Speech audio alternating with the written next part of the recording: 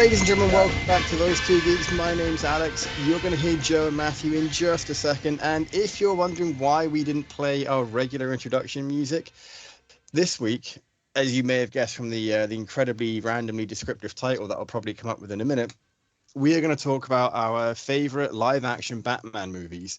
Coincidentally, there's 10 of them. Yes, which is great. So we're going to go through a top 10 list. Now, the only caveat we have is that the movie has to have Batman in the title. So we are not talking about Justice League. We are not talking about any of the movies that Batman has cameoed in. If Batman is not in the title, again, the exception to this rule is the Christopher Nolan films. If Batman is not in the title, we are not talking about it. Correct. To be fair, the Christopher Nolan movies, the character is referenced in the title. Yeah, exactly. Well, see, and that's why I'm glad you're here, because I hadn't thought of that as I was doing that introduction. I was like, how am I going to justify now having the Dark Knight and the Dark Knight Returns in here when I just said it's not going to be a thing? No. Well, he is still known as the Dark Knight, therefore he is referenced in the title, so therefore it counts. So eat it, dweebs. Don't complain. Exactly. Right. We know what we're doing sometimes. Yeah. Half the time. Wrestling, exactly. Maybe 20% for me, but this time is one of those times. So. Right, we are on the roll. So we actually flipped a coin before we started this this episode to decide if we're going to start in reverse order, as we so often do, and go from 10 up to 1, or if we're going to go from our favorite down to our least favorite. And I don't remember what the coin said, but Matthew said that we're going to start first, so I'm going to trust Matthew. And I'm very trustworthy. I have no reason to not trust him. Let me tell you something. I once got on a plane at Christmas time with no identification on me. That's how trustworthy I am. That's genuinely impressive and kind of scary at the same time. Matthew's the sympathetic heel. I am just as non-threatening as a bunny. That is where to explain it. That is fair enough. I would have to dress up in a bat costume to be feared, without question. And even then, there may not be something entirely scary about it, depending on which bat costume it is. It's very, very true. Yes. I don't know if you can hear that, but Sven says hello. Hi, Sven. Good morning, Sven. All right, so we may as well get right to it, because this is what we're going to talk about today, and we've known in the past when we have a topic to talk about, we inevitably get distracted very easily. Yeah, definitely. Right, so we have no order decided as to who's going to go first, so I'm happy to lead us off. Let's do it alphabetical. Okay. Go ahead, Alex. All right, that sounds good.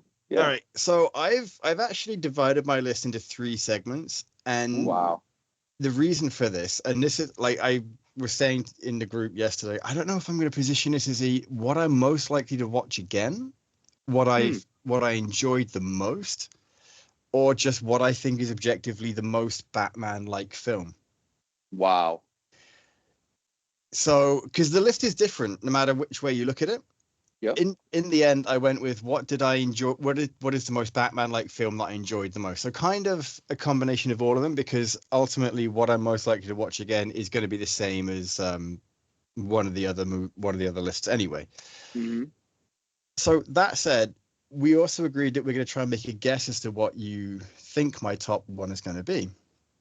Correct. What's your guess? Oof, this is a tough one. It's tough because we're not going from bottom to top. Like, you've got a really good shot at guessing my worst. Top 1, and I know you pretty well. I want to say your top 1. This is tough. My gut says I want to say, and then there's the intellectual in me to be like, no, Alex appreciates good cinema. This has to be it. But I'm going to go with the intellectual on me, even though I'm not fully awake. And then I won't use the intellectual ever again if I'm wrong. and in the gut, I mean, the intellectual in me is going to say your favorite out of all of them is Christopher Nolan, The Dark Knight. Matthew, you going to make a guess, or would you want me to reveal? I will make a guess. You see, Alex, I am generally on here as your pro wrestling ringer, so I don't actually know your taste of Batman that well, Alex. This is true. So you this is an are aspect of currently you. are currently the me in the Indeed. wrestling news. I'm just gonna No, flip a coin and see what's gonna happen. So very and interesting. I'm intrigued to be in this role. I'm gonna play it safe, and I will. Actually, no. You know what? To heck with it. This is not about playing it safe. I'm gonna go out on the limb. Since Joe has already guessed the Dark Knight, I think it's becoming of me to change that up. I'm going to say Burton's Batman. no, it is the Batman with Robert Pattinson. Oh God, damn it! Ooh. Didn't see that coming.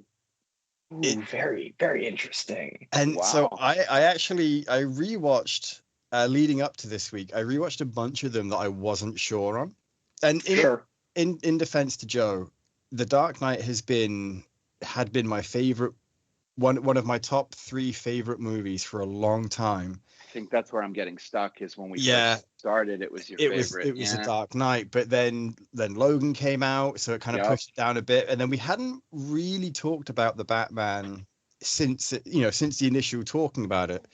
But I've watched it a couple of times, and the more I watch it, the more I really appreciate the cinematography in it. How Batman is basically useless in the entire film, but he's still doing the best he can. It's still very much a young Batman who's starting to come into conflict with someone that isn't just a mugger or a thief, and he's not used to these villains being more intelligent than not than him, but not used to them being as intelligent as the Riddler is. And I think that right up until the very end, Batman does absolutely nothing to stop the Riddler. Like, he has everything he's doing is playing right into the Riddler's plans. And I think it's entirely because he misjudges the Riddler at the beginning as just another killer. And this is some of the subtle clues that the Riddler's more than that. And he's got a plan. He's trying to help Batman. And it just, you don't quite see that aspect of Batman being caught flat-footed. It's also one of the few Batman movies that actually celebrates him being a detective, even if he's not great in this one. It's much more of a procedural film that way. It's a lot visibly dark. You get so many shots of him just casually walking out of the shadows. And then at the same time, he just walks into a place and walks out. He doesn't vanish and not vanish that you would see in some of the in like the Burton movies and things like that. Oddly, I like that more than him just appearing, because over time he's just going to appear and disappear every so often. And I think there is a moment where he vanishes, and it's in the old Wayne Manor, when it's the orphanage. Gordon's there looking around. He's like, yes. Wait, where did he go? Like, so he can do that. He just chooses not to. So I think it's an interesting take to have him be this. For 2 years, he's been a dark figure scaring everyone, and then at the very end of the movie he comes into the light a bit more, so he's does everything he can to not kill people. And this is one of the few Batman films where he doesn't accidentally or by his actions indirectly kill someone. Correct. Yeah, I never thought about that. He keeps the code in the movie pretty much. I'm gonna possibly burst that bubble real quick, because I also rewatched this. I think the moment where you're unsure is when he blows up the things at the very top. Correct.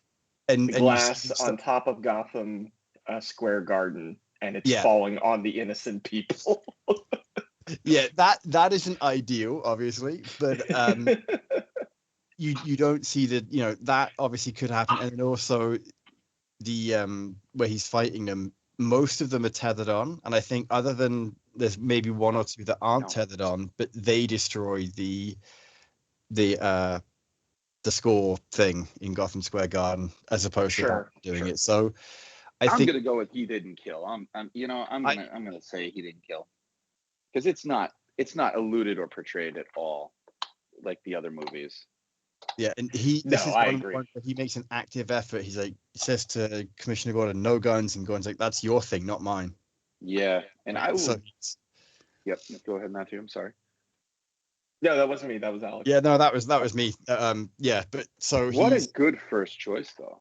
yeah, It's great. it's one of those things where the more I watch it, the more I appreciate it, and the more layers I'm picking away from it. And it's a long movie. It is a long movie. It's nearly 3 It's a great hours movie. long, It is. and it doesn't feel too long. No. So I will lavish on some praise here as well, just because we agree that we're gonna go in depth on the first time that we talk about the movies. Is what I love about the film is that every scene does have a purpose. There is a reveal, something is discovered, it leads to the next scene, it leads to a revelation. It's 3 hours long, and yet every single scene has a function within the film. You can argue whether or not every scene's function is necessary, but there is a function nonetheless. You know what I mean? Yeah. I think that what's fascinating to me is you mentioned the Nolan films. The Nolan films were celebrated for bringing Batman into a more grounded, realistic ideal in terms of, okay, we understand how the technology works. We understand the motivation more of why this symbol, of why this strategy. And Matt Reeves takes that and actually goes further by creating a Batman who is probably more human than any Batman before him, and more vulnerable, and I would argue more damaged and more traumatized than any Batman we see beforehand. Because he's wearing combat boots. It's not a specially made suit. You see the makeup under the mask, the length he goes to for the theatricality. Yeah. You see, the Batmobile is truly just a tricked out car. Which, if have you read the prequel novel establishing him as a drag racer / mechanic? Because that is where that all comes from. I had not read the prequel novel, but it's funny. I was thinking I really need to read that novel because the more I watch this movie, the more I enjoy that specific universe. So you can absolutely read it. That is apparently a major plot point in there. But I approach that from Dark Knight Returns. Sure. Where Bruce Wayne is elderly and is a retiring drag racer, thrill seeker type thing. Yep. So, yeah. You can see the trajectory there on some level. Yeah. What I love, though. Yeah. Oh, sorry. Keep going. No, go. Cutting people off the left and right. It's okay, Joe. No. What I love genuinely is how much this movie proved me wrong. Like, I was excited when it first got announced, when they first played, The Batman was a new movie coming. Then I was unexcited when Robert Pattinson got announced, when Colin Farrell got announced, when not Jeffrey Wright, but when what was her name that played Catwoman? Zoe Kravitz. Zoe Kravitz got announced. I was like, I'm like, what is this? And then I started thinking of it more and more when I saw the suit. I remember the first reveal I saw, and it was the two halves of his parents' gun mounted on his chest in a makeshift bat symbol, which I fell in love with. I remember the first image, which was the red hued image. It was just one shot, and it wasn't even his full face. It was just the chest. And I was like, I think I'm on board. Then I saw the second image, which was him at the gravesite on the bat cycle without the CGI cape. And I was way more on board because I was like, I think I told Alex, I was like, this looks like a very Capullo design. It reminded me a lot of Batman Year One, that Capullo and Zero Year. It was Zero Year, that Capullo and Snyder. But it also has a lot of aspects that I thought I was going to like of Batman Earth One, in the way that Bruce Wayne in Earth One with Gary Frank's designs, the costume was very makeshift at the beginning. It did have combat boots, if you remember, if you've ever read the Earth One novels. And Alfred was more of a militaristic figure rather than a sympathetic, a heart to him. He was more of a tactician.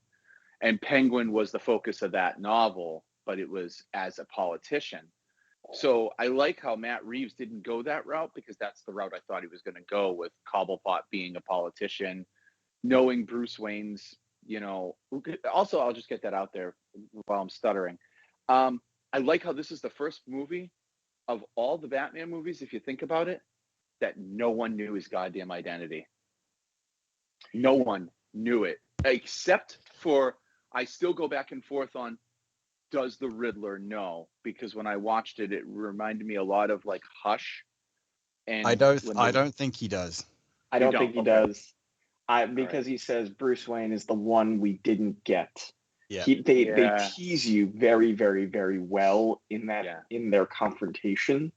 And it is, but then he says, and you can see Bruce's eyes the whole time. He's looking at the camera. Right. He's like, oh God, this is it. This is the end of the Batman. And then he says, it's the one we didn't get. Right. It was brilliant. That is the other thing I appreciate about the Batman. You have to pay attention. It rewards you. Oh yeah, for paying attention. I also really love they do something new with the Batman, which is the narration, the journaling, which is something that's very well established in the novels. It goes all the way back to year one. From Frank Miller. It's all that narration, and it's something that no other Batman film had tried at that point. But it's very noir. It is a David Fincher kind of noir mixed with a Francis Ford Coppola crime opera. Agreed. And I really love that about it. I love that you go to the character's roots in the noir, but it's also this very big operatic, sprawling epic in a different way than Zack Snyder tries with Batman v Superman, which is also meant to be operatic, right? We'll get there in a moment. But no, and the cast is killer. The cast is absolutely incredible in the film. It really is. You can make an argument that Jeffrey Wright is the best live-action Jim Gordon. Zoe Kravitz gives a fantastic femme fatale performance. John Turturro is an undersung hero as Carmine Falcone. And then you've got, Colin Farrell is unrecognizable and completely loses himself in a character that it could easily be a parody. Oh my God, yeah. But it's actually not. He's just a guy that is trying to live up to the image he has in mind of what a gangster is. He doesn't realize he's sort of parodying what he wants to be. And that's part of what's fun about the character. And, one of the knocks you hear about the Batman is that there isn't enough action in there. It's not like there's too long between the beats. But the action that they do deliver is phenomenal. The Batmobile chase scene is incredible. The scene at the end in Gotham Square Garden, I just want to keep saying Madison Square Garden, is great. And I think it's one of the best intros for the character maybe ever. You have the three crimes going on simultaneously. They're all terrified of Batman being there and seeing them. And then he does finally appear. And I think this is maybe the second best score for a Batman film outside of the Burton movies. Do you know what I really enjoy about those three crimes at the beginning? They're all different? They're all different, but Batman, he's not going after the guy who's stealing to try and feed himself. Yeah. He's not going after the people making a political statement despite it being graffiti. He's going after people that are actively targeting innocent people. Absolutely. It's every aspect of every scene has some thought put into it, it feels like. You know what I mean? And there's a meticulousness to that filmmaking in a kind of David Fincher way. Yeah, that really works. Definitely. Every time I watch it, when Robert Pattinson isn't in scene, either as Batman in costume or Batman out of costume, I notice him in more places. I'm like, the first time I watched it, I didn't realize that the guy with the backpack and the hoodie that we were watching. Oh, you didn't know that? I didn't realize that was him.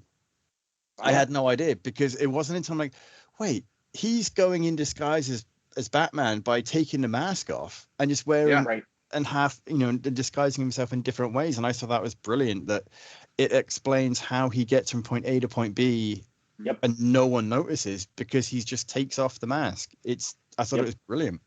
The other thing is he doesn't come off as a billionaire in this movie at all. No, he Like, doesn't. No, yes, no, he has toys and stuff, but they're very practical. And yeah, the car is probably, quite a bit of money. And the Batcave, yeah, I'm sure there's money in it, but it's not like where the Nolan movies really laid on that this guy has an endless barrage of fortune to throw at crime. well, I think we're already a half hour in and we've only talked about one movie. Yep. I know. we could probably do another 2 hours. Listen, Easily, if you ever yeah. want to do a scene by scene examination of the Batman and just do a podcast on that alone, I'm down for it.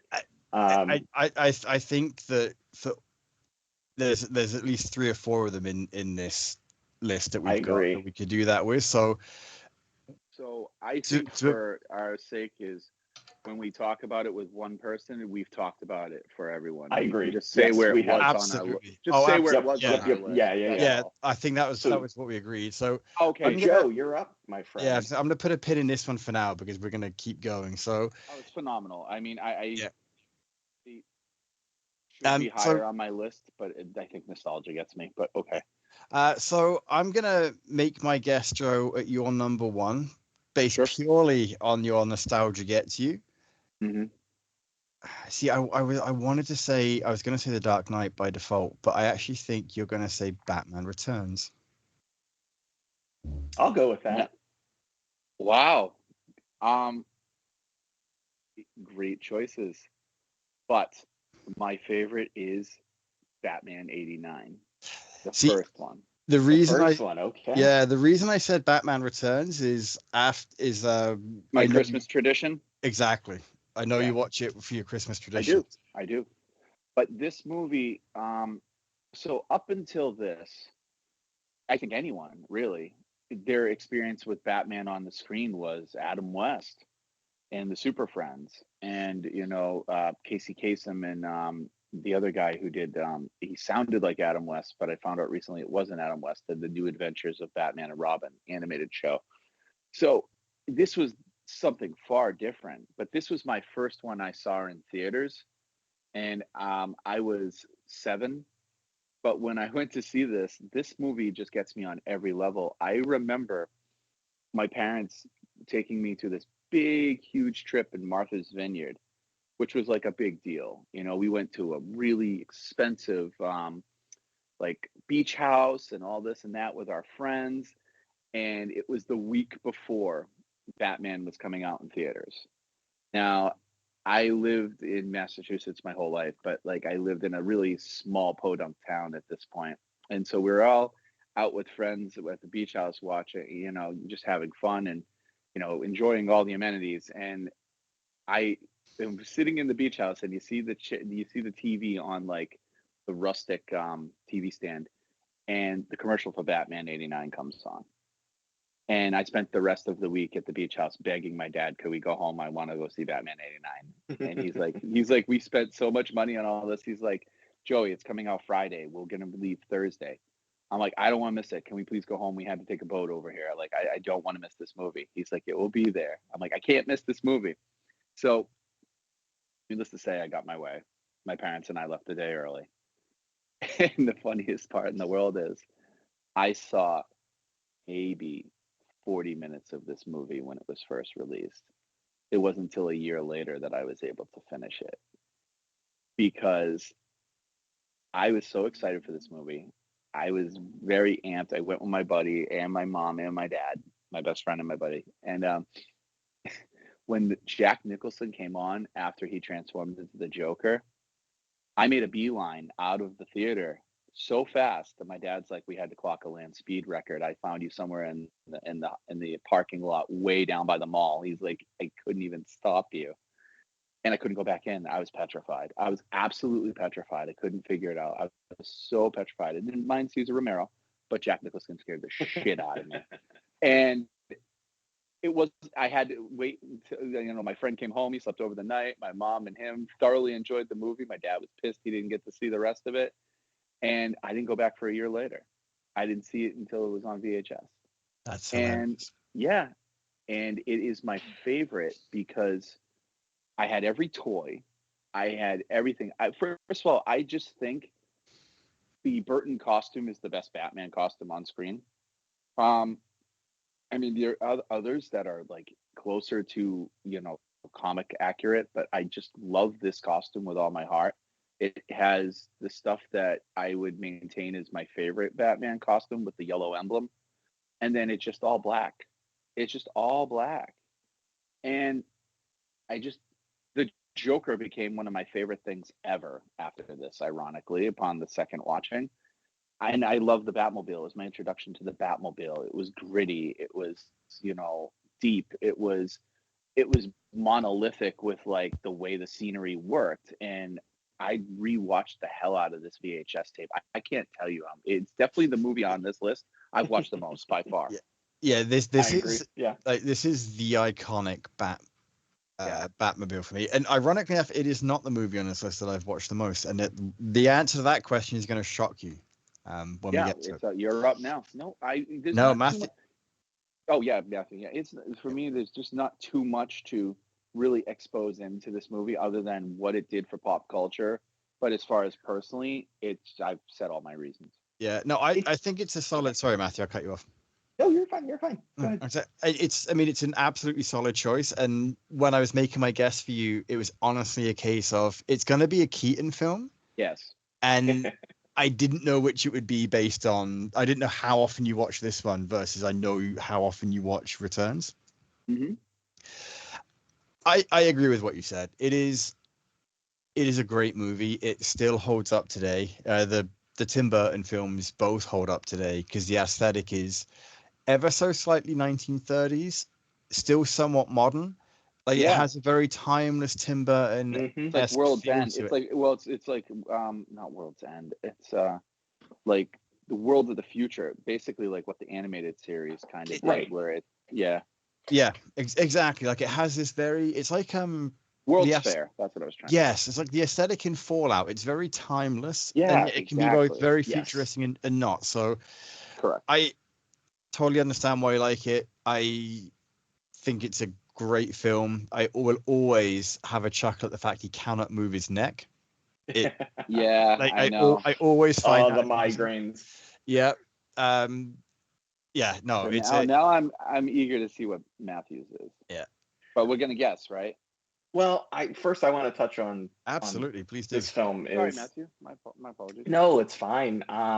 So like probably everybody on here, that was my first Batman film. Mm-hmm.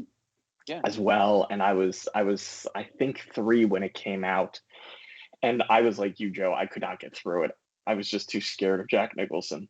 Wow, just way too scared. But then I was able to get through it, and I adore it. It's an incredibly well-made film, and it changed cinema. Not just from the filmmaking, because at the time it was I think the biggest budget ever for a movie. Or it was right up there. Accurate. It's very accurate. Yeah, mm-hmm. I think so. And poor Sean Young, who was cast originally as Vicky Vale, and they got hurt a week before photography started. Oh, what her career could have been. But the thing about this too is it changed movies. And what I mean by that is I'm not talking necessarily from the production side. It changed how you marketed movies. It changed how you merchandised movies. This was a juggernaut. Mm-hmm. The billboards, the bus stop posters, which go for massive money because people were breaking into bus stops and stealing the posters. Yep. The buttons, the T-shirts. DC could not print enough Batman comics to satisfy demand. This was the truly first massive blockbuster marketing push. Mm-hmm. And people will argue, well, what about Star Wars? No one knew Star Wars was going to be a hit like it was, except George Lucas, and even he wasn't sure. The Star Wars marketing did not kick in until 1978 with the figures. This truly changed the way Hollywood worked forever, and we still see it today. So what a great y'all have done an amazing job talking about the film itself. I wanted to touch on the industry side of why this is a seminal moment for how we consume media was Batman 1989. And for that alone, it deserves a super high place on the list of everybody, in my opinion. I agree. I agree. I'm just so happy that someone else shared my fear of Jack Nicholson. Oh, I was terrified. I was petrified. Granted, I was 3, you were 7, so you were just a wuss. Oh, but yeah, I was. No, you know what else I'm joking. petrified I'm me just too? joking. When Alicia removes her mask, had like a melted face or a scarred up face, and like the shell dropped. Oh yeah, no, that scared the it's a piss great out of moment. me. I don't remember how old I was when I moment. saw the movie. I think I was older than you, Joe. Like I think I saw it at some point. Maybe I was 5 or 6. I think it may have been just as the 90s turned. Like I went in the night. I did not see it in the theater. Right. So I think I was too little to see it in theaters. My parents were smart enough. I had to wait till the VHS tape came out. So I think they knew I was too sensitive a child. Hey, and that's totally fair. Like I think we may have rented it on VHS or something. Like I don't remember, or I taped it off the TV, so I probably saw an edited version. It was everywhere. It doesn't matter. Yeah, but you had no hard way to find it. It was everywhere. But also, the Coca-Cola commercials the Diet Coke commercial is one of the most iconic of all time. Mm-hmm. And it was the first time a pop culture movie like that really had one. Mm-hmm. Again, changed marketing. Sorry, go ahead, Alex. No. I mean, we still collect the toys from this movie to this day. Like I have a Batman '89 figure on my wall right now, and it's one of those things where you just have to see the Batman font, the black with the gold edging. Oh my god, I love it! Right? Yeah. It's everything about it is so perfectly encapsulated the cultural zeitgeist today. It is one of the greatest examples of graphic design. Yeah. Is the logo, the Bat logo for that movie. Yeah. It is true. I mean, that the Bat logo used for Batman '89, everybody knows what Batman is because of it. Mm-hmm. You don't need to see the word Batman. You just need to see that logo, and you know it. Yeah. It's incredible. That and the NWO, probably two of the best logo designs of all time. Wow. Good choice. Yeah. Tell me I'm wrong. No, I can't. Tell me when I'm telling lies. So, very good. All right. So do you all want to make a guess of I what is my favorite? You know, go ahead. This is going to be tough. Alex, you want to take the stab first? Yeah, I'm again, like it's to what Matthew said earlier. Like we don't. This is the first time we've really talked about this in this greater, in this greater detail. So I don't really have any idea. In fact, the most I've ever heard Matthew talk about a Batman movie was the last 2 movies. So, right. I have my guess though. I'm gonna say it. Go ahead, Joe. Kindred Spirit, Batman '89. I would see that was going to be my guess too, based on what you had just said and how much reverence you were showing to that movie. Sorry. Wow. You have to try again. So my second guess was going to be The Dark Knight, if it makes any difference. Yeah, that would have been mine too. Ding ding ding. That's correct. Yeah. So I'm gonna be what I believe the kids call a basic bitch.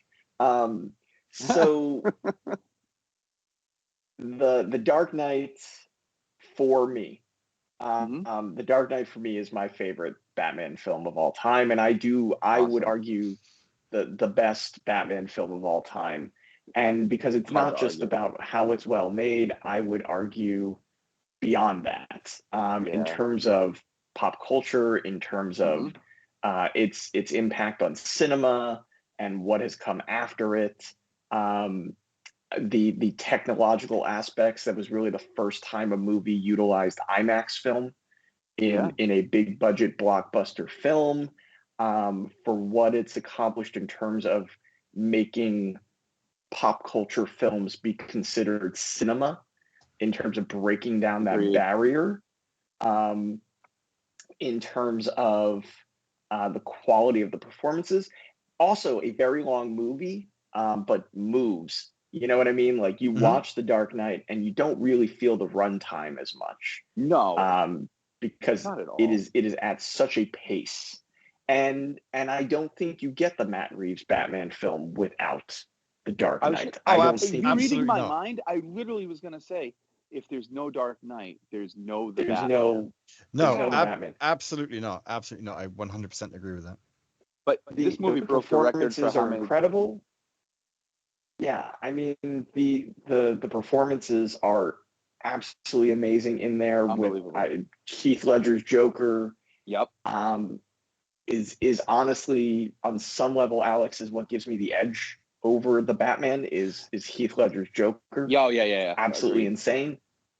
I would still argue while Nicholson broke the mold for what a movie villain is, I think Ledger also broke the mold from what Nicholson created and perfected it, and then went beyond it and showed people you could do something even different. That opening prologue is a brilliant 10-minute heist movie in and of itself. One of my favorite things ever. Yeah. I mean, why do you call him the Joker, right?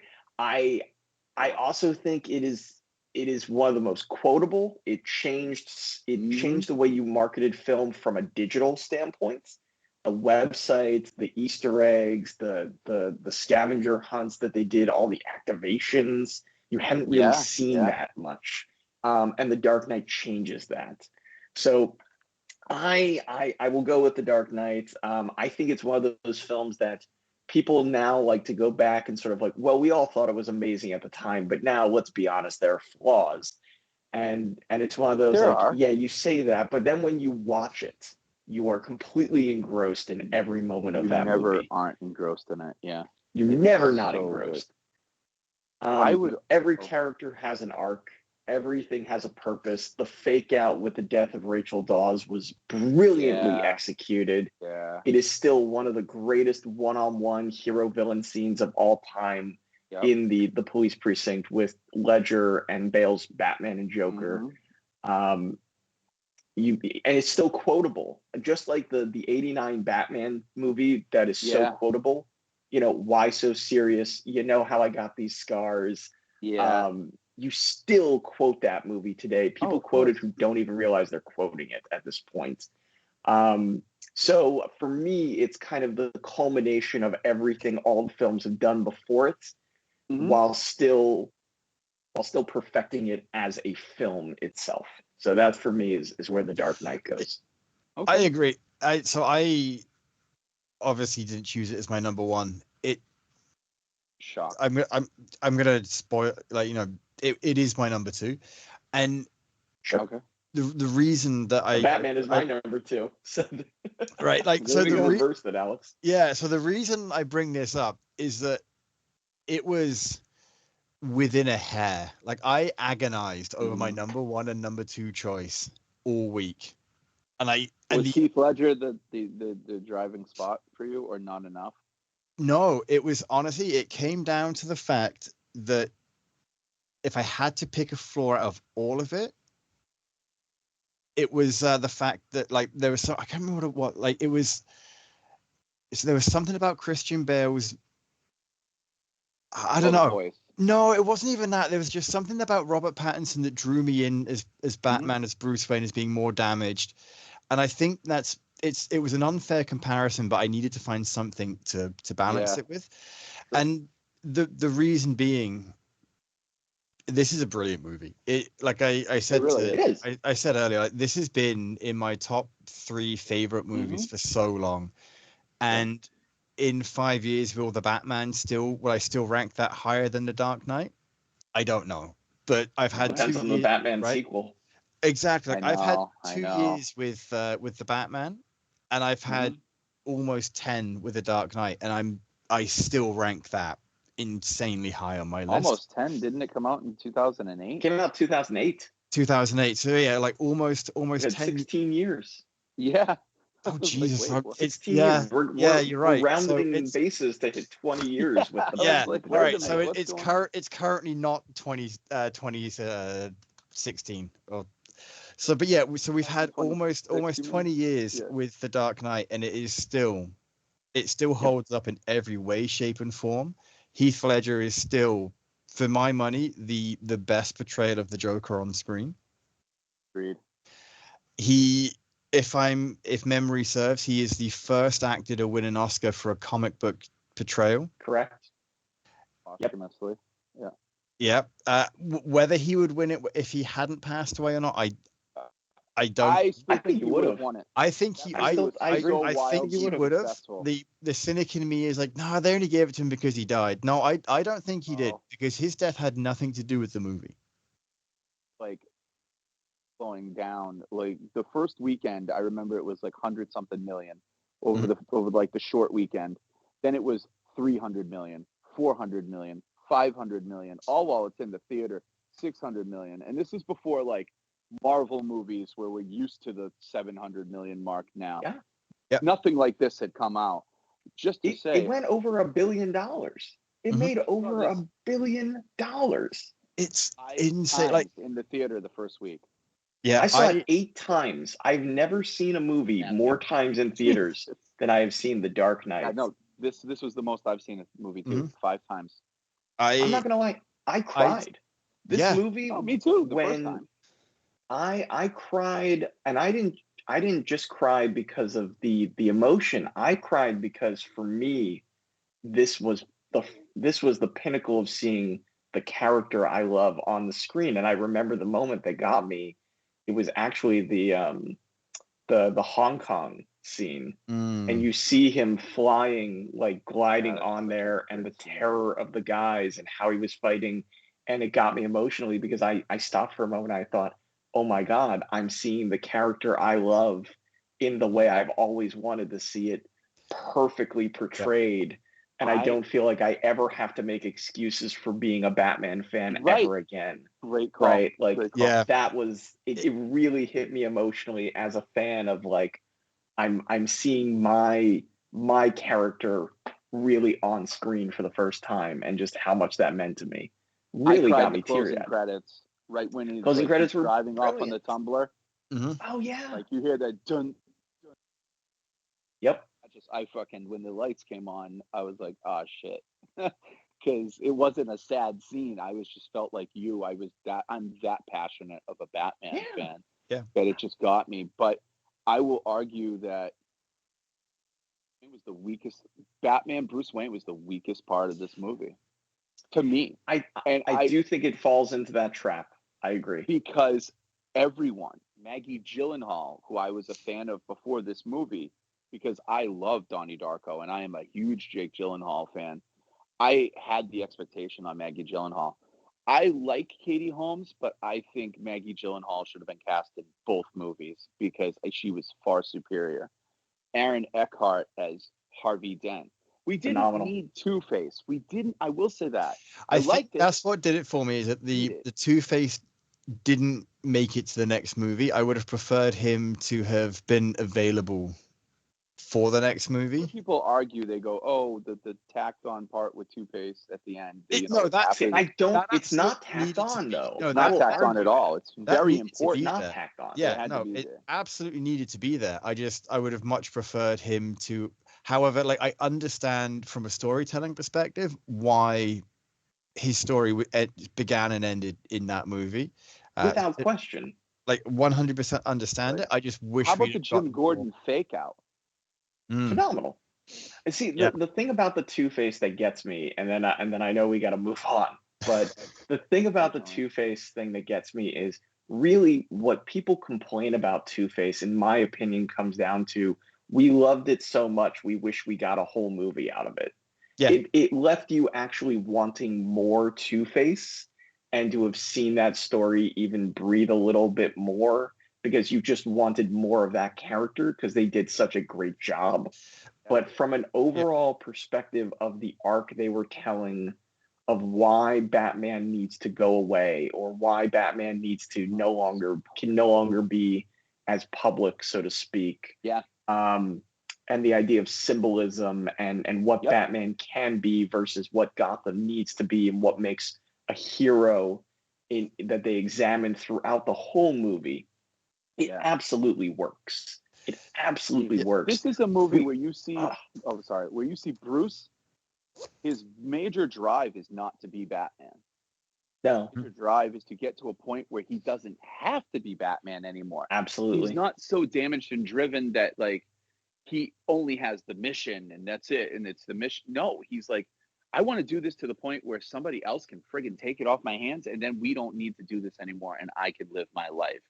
But what I also love is this movie made me adore the dynamic between Lucius Fox and Bruce Wayne. Yeah. Like, Sure. just subtle things where he's like, oh, wow, I can see it. It's sonar, like A submarine, Mr. Mr. Not a Wayne. bat. A submarine. Everyone's like thinking a bat, and he says submarine. But before we move, scene. so before we move on to the next one, 'cause, again, like Matthew said, we're All right, we'll go on. we're 50 minutes in. We haven't even gone past the top. Yeah. Topic. Doing rapid fire. Yeah. So I want to say this: when the only flaw I can think of with this movie is that you don't get enough Two-Face because he was so good, that's not really a flaw at all. No. So we've established my number 2 is The Dark Knight. Joe, what was your number 2? Take a guess. It's going to be The Dark Knight. Yeah. Take a guess again. Really? Matthew. Oh. Yeah. Batman v Superman. Nope. I know you love Batfleck. So I do. I'm very much. I went double header. Batman and Batman. Oh, you went Batman Returns? Oh, good call. Good call. And the reason, and we won't linger on it too long, but the reason is, one, it's very nostalgic for me. It's a Christmas movie for me. I watch it every single year. Santa does not come unless is the last thing I do Christmas Eve, whether that's at 3 a.m. or it's at 12 at night, whatever. It has to happen every year. But this movie, like, first of all, it gave me my first crush ever in Selena Kyle, Catwoman, when I was a kid, because I would have been 10. What did they say in Alabama? Roll Tide. There you go. And the Penguin, you would think with the Joker scaring the living shit out of me, that the Penguin would have made me so much worse. But I thoroughly enjoyed the Penguin. But for me, one of my favorite aspects, and it made me a lifelong Christopher Walken fan, is Max Schreck. I love his character. I love his lines are so quotable. Everything about this movie. I loved it. I liked it being in Christmas time. I liked the snow. I liked Bruce being damaged with Selena, and then both missing each other like ships in the night, with them trying to get together at certain times. And it just, I don't know. I love this movie so much. If it's on TV, I'll watch it. I own it, or I'll just, any excuse I have to watch it, I'll watch it, because there are beats in this movie that I like better than Batman 89. But as an entire film, for all the reasons, the pop culture, the reason that I am a Batman fan, that I don't have to justify it, like, that is it. But this movie was too good not to put it number 2. And it is easily the best. Well, no, I shouldn't say it's the best number 2, but I mean, it's my number 2. Michael Keaton is my favorite Batman through and through. Yeah. So I guess what you'll get out of it is if there's 10 movies on this list with Michael Keaton, they're all going to be 1 through 10, and then the others come. Do you know what? That's fair. I actually I hadn't watched this one in almost 20 years, and and I rewatched it. Like, had I not rewatched it, it would be significantly lower on my list. Having rewatched it yesterday, I really enjoyed it. I was surprised by how much I enjoyed this movie. I said I was doing research for this list all week. This is why, because I hadn't seen this one in so long, and the more I watched the other ones, the further down the list it went. I wasn't a fan of what they did with the Penguin, but I enjoyed the aesthetic of the movie so much that I was happy to overlook that aspect of it. Can I also say this? Absolutely. It gave us the tone of Batman the Animated Series. 100% it did. They copied so much. The 100%. Penguin is ripped from that. Yeah, so, no, 100%. The tone of this movie is... It's funny, like, I was debating, like, how high I really want this, and the story is good. I enjoyed the story, but the tone of it, the visual aesthetic of it, is what pushed it higher for me than it otherwise would have been. Yeah.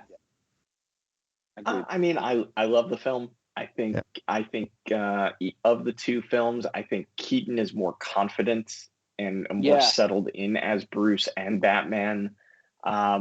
I do think, it's an ensemble movie, so Batman Mhm. isn't as prominently figured, and I think maybe that's one of the reasons it doesn't rank as high is Batman has a little less agency for me in the film. But I'm with you. I mean, like the quote, it's so quotable. The stylization, the production elements, the costuming, the pacing, absolutely phenomenal. I adore this film. Like you, I tend to watch it around Christmas time because it's a I love Christmas it, movie. Matthew. It is a Christmas Um, movie, like Die it's a Hard. Christmas movie. Mm. Yes. I love the That's why we're friends. ballroom scene with Selena and Bruce, where they figure out who Start they fighting are. now. Do we Yeah, have are to we fight fighting? now? Yeah. And they're the Such a good only line. two that aren't masked, which is such a great touch. Danny DeVito plays this tragic figure in the Penguin in a way that you never saw the Penguin before, and arguably have never seen it quite since. I mean, and who doesn't love the fact that Michelle Pfeiffer nailed that whip scene on one take? Just incredible. Mhm. So love the film. It wasn't my number 2, but In the 70s. it's high So up on the well list thought. for me. Yeah. So Matthew, your number 2 was the Batman, right? I think Yes, you said sir. that. Yep. That's So what So we'll what do go we to, guess for Alex's number 3, Joe? Whew. What's I think what's I've his got number it. 3? I think I've What got is it? it. By Jove, I'm gonna go Batman v Superman. Really? I'm Yeah. gonna go Batman Begins. Damn it. Batman 89. What? God. Okay. Nice. All right. The There we go. the irony of my top 3 also being the top 3 picks isn't lost on me. And as I said, when I was doing the list, I separated it into 4 or 3 different sections. Mm-hmm. My first 3 movies, like arguably Batman 89 would always be around number 3, but the top 2 could switch easily depending on the mood when I'm making it. So those are my favorite 3 Batman movies. Those are the ones I will go back to all the time. But we've gone over Batman 89 a lot. Joe, I'm making a guess. I'm going to stick with the Dark Knight until I get it right for your number 3. No, you're gonna. This is where the part of the list twists and everyone gets mad at me. Oh. Yeah. Ooh. Matthew. Batman v Superman? No. Is it Batman 66? Oh no. That's nostalgic for me for many, many reasons, but no. What is it? Objectively, I cannot put it on. It's The Dark Knight Rises. Oh. Okay. Oh. I fucking love this movie, and It's yes, a great movie. I understand it's not The Dark Knight, which is what everyone's benchmark is.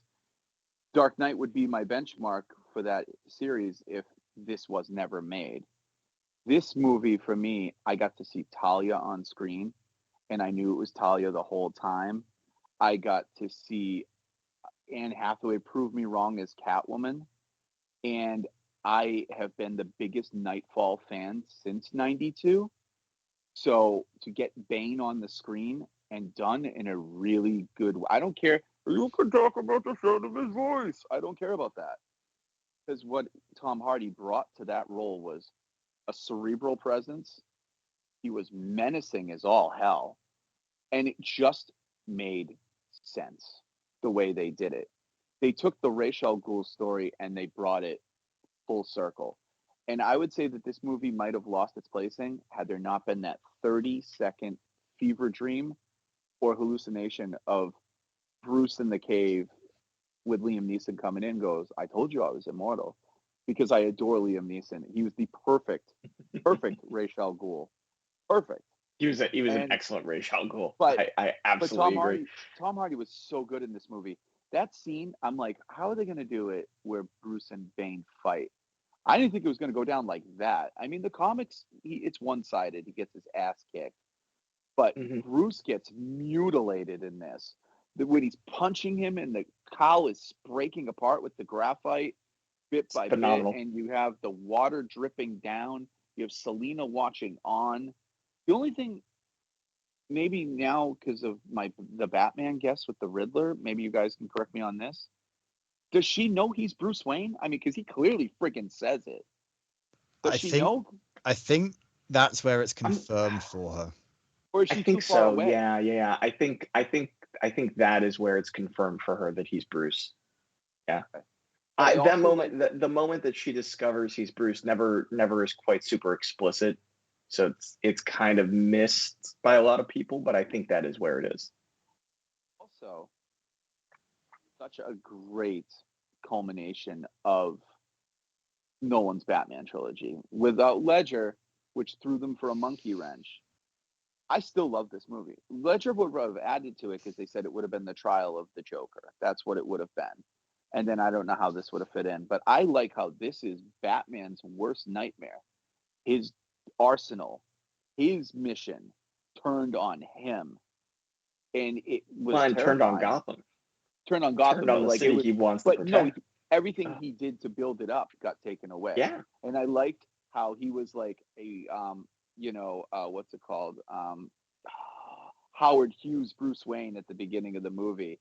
Very reclusive to the point where they're like, I think he has scars. They say his face, all that kind of stuff.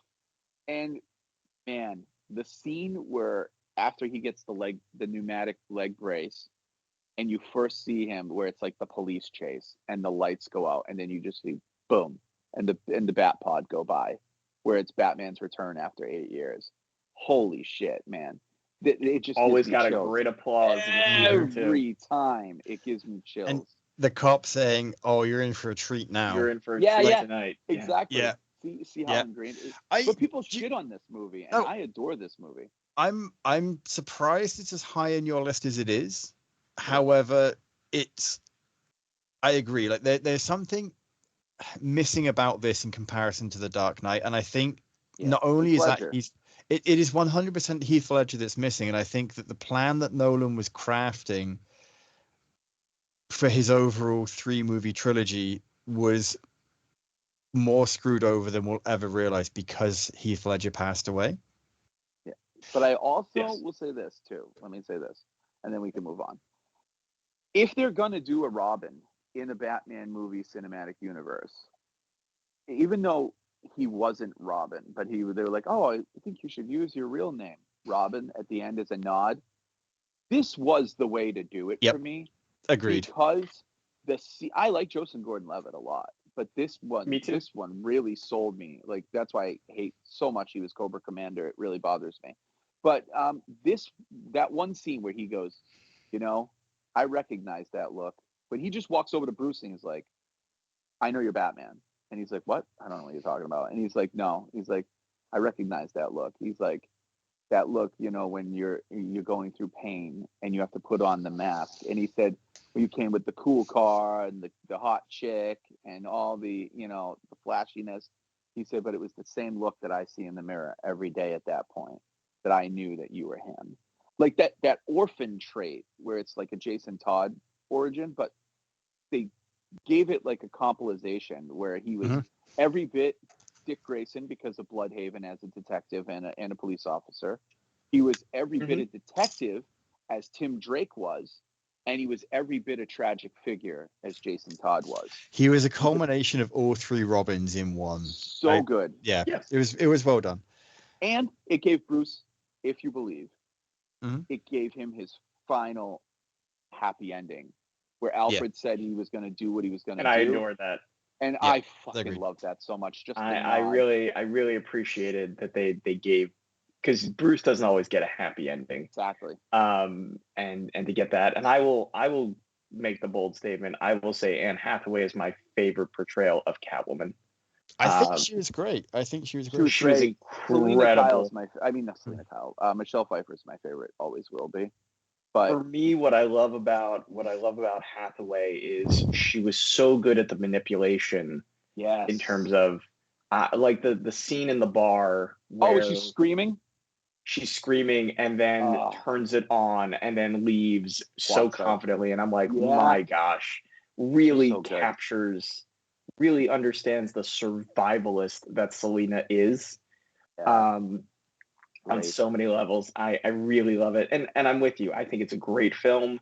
I think for me, why it doesn't rank higher is there it feels like a great 2.5 hour film that was a brilliant 4 hour film somewhere out there.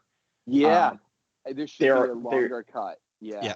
Well, I think that of the three movies, hilariously for me, is that Dark Knight Rises forces me to make a few more logic jumps than I really want to connect some of the dots. Like, oh my God, all right. So was the cave 2 hours away in the desert in like Arizona, or was he 24 hours away across the world? Okay, yeah, I was trying to figure that out myself. Yeah, there are little things in there that take me out of the film at times that I wish it didn't.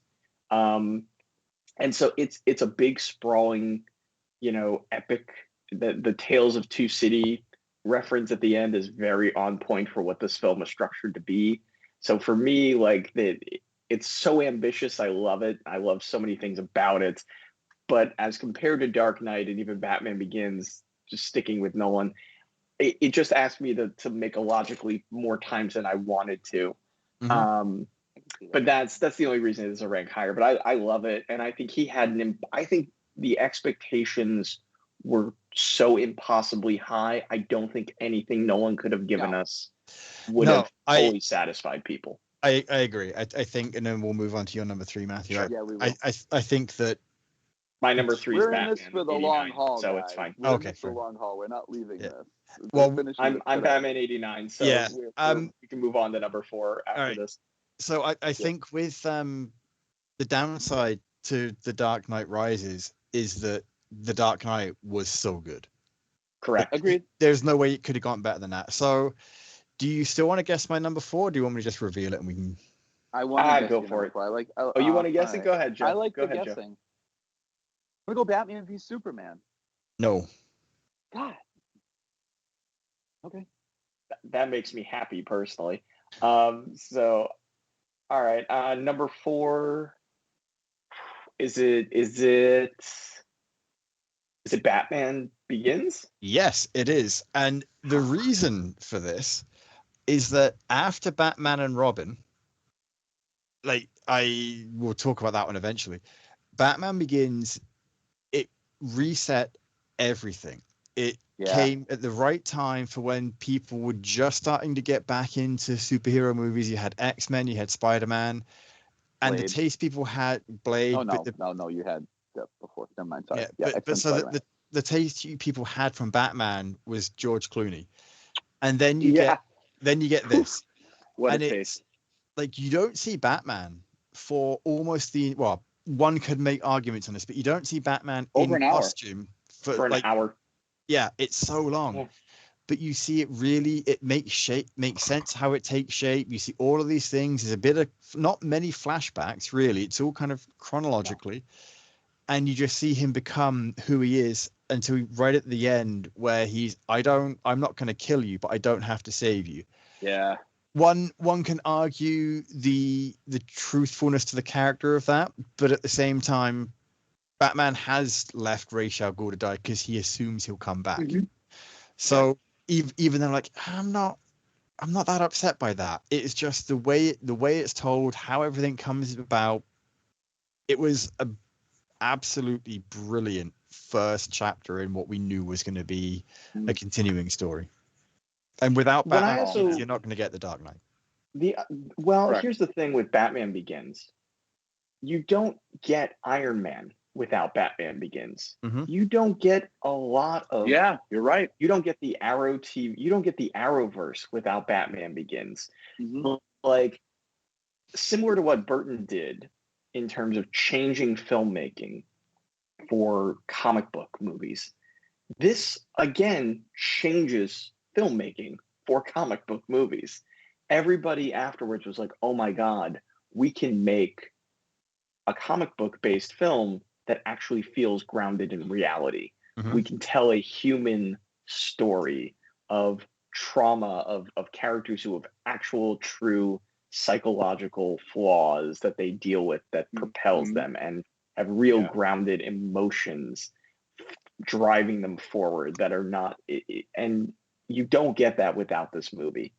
Everybody, you don't get Casino Royale without Batman Begins. Mm-hmm. Like, all of them follow this template, and for that reason, it's a seminal film.